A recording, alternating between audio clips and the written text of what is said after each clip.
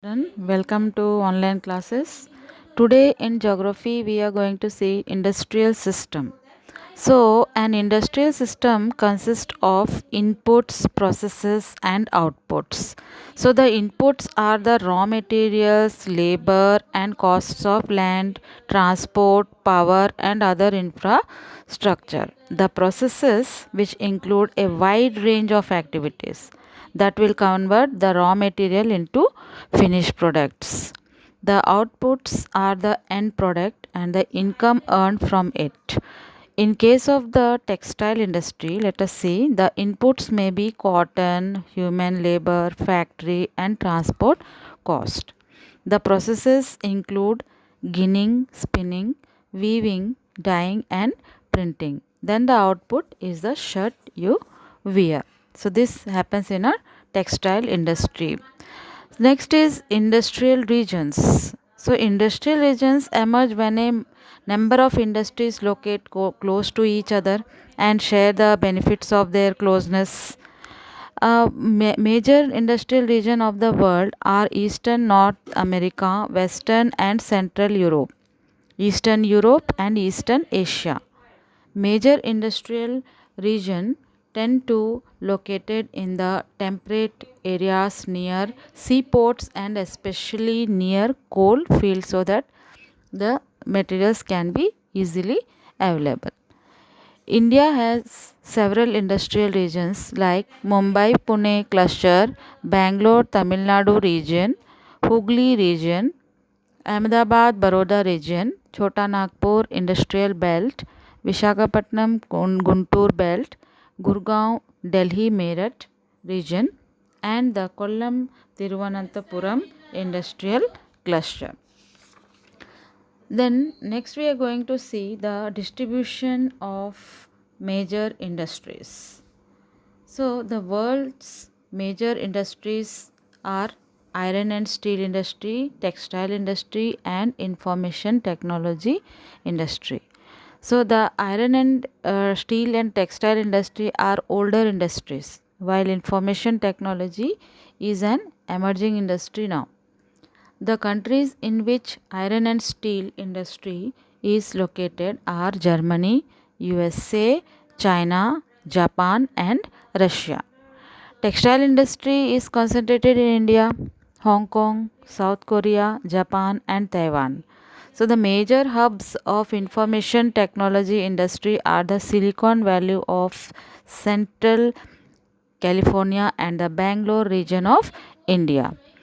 So Indian and steel industry, let us see now. Like other industries, iron and steel industry too comprises various inputs, processes and outputs.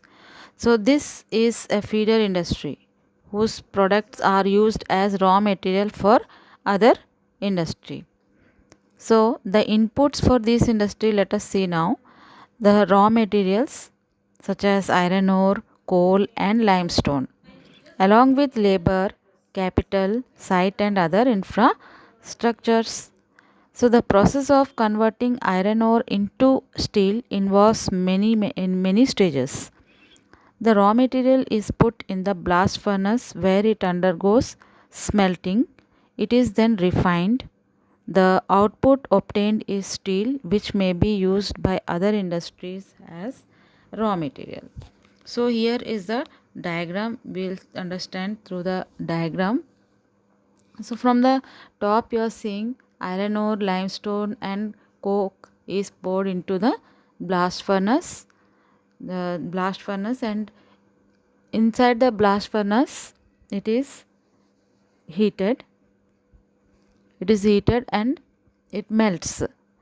When it melts, from down you can see from one side molten iron it is coming out, and the other side you can see slag and hot air is going out.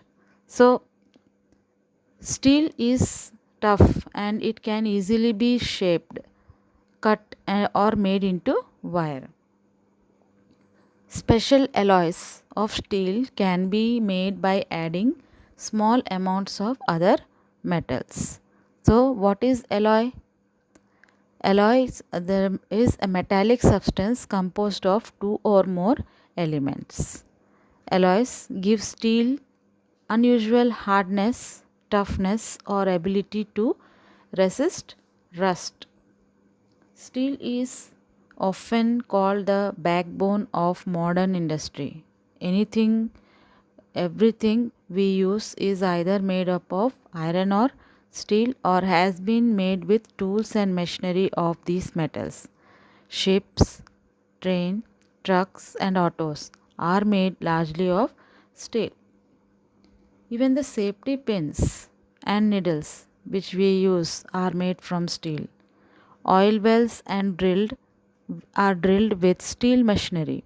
Steel pipelines transport oil. Minerals are mined with steel equipments. Farm machines are mostly steel. Large buildings have steel framework.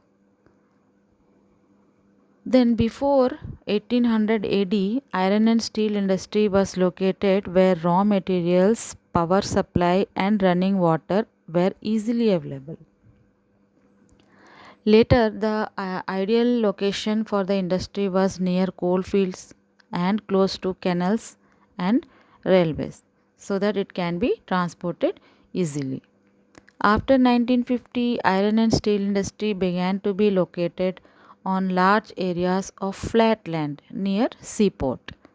This is because by this time steel works had become very large and iron ore had to be imported from overseas. In India, iron and steel industry has developed taking advantage of raw materials, cheap labor, transport and market. All the important steel producing centers such as Bhilai, Durgapur, Burnpur, Jamshedpur, Rourkela, Bokaro are situated in a region that spreads over four states, that is West Bengal, Jharkhand, Odisha and Chhattisgarh. Bhadravati and Vijayanagar in Karnataka, Vishakhapatnam in Andhra Pradesh, Salim in Tamil Nadu are other important steel centers utilizing local resources. India's steel production increased from 1 million ton in 1947 to 30 million tons in 2002. Now let us see about Jamshedpur. Jamshedpur, before 1947, there was only one iron and steel plant in the country. Tata Iron and Steel Company Limited, that is named as TISCO. It was privately owned. After independence, the government took the initiative and set up several iron and steel plants. TISCO was started in 1907 at Sakchi near the confluence of the river Suvarnarekha and Karkhai in Jharkhand. Later on, Sakchi was named as Jamshedpur. So, geographically, Jamshedpur is the most conveniently situated iron and steel center in the country. Sakchi was chosen to set up the steel plant for several reasons. This place was only 32 km away from Kalimati station on the Bengal Nagpur railway line. It was close to the iron ore, coal and manganese deposits as well as to Kolkata, which provided a large market. Then Tisco gets coal from Jharia coalfields and iron ore, limestone, dolomite and manganese from Odisha and Chhattisgarh. The Karkai and Suvarnarekha rivers ensured sufficient water supply. Government initiatives provided adequate capital for its later development. In Jamshedpur, several other industrial plants were also set up after TISCO. They produce chemicals, locomotive parts, agricultural equipments, machinery, tin plates, cable, and wires. The development of the iron and steel industry opened the doors to rapid industrial development. in India. Almost all sectors of the Indian industry depend heavily on the iron and steel industry for their basic infrastructure. The Indian iron and steel industry consists of large integrated steel plants as well as mini steel mills. It also includes secondary producers, rolling mills, and ancillary industries. Next is Pittsburgh. It is an important steel city of the United States of America. The steel industry at Pittsburgh enjoys locational advantages. Some of the raw materials such as coal is available locally, while the iron ore comes from the iron mines of Minnesota about 1500 kilometers from Pittsburgh. Between these mines and Pittsburgh is one of the world's best routes for the shipping ore cheaply, the famous Great Lakes Waterway. Trains carry the ore from the Great Lakes to the Pittsburgh area. The Ohio, the Monongahela, and Allegheny rivers provide adequate water supply to this industry.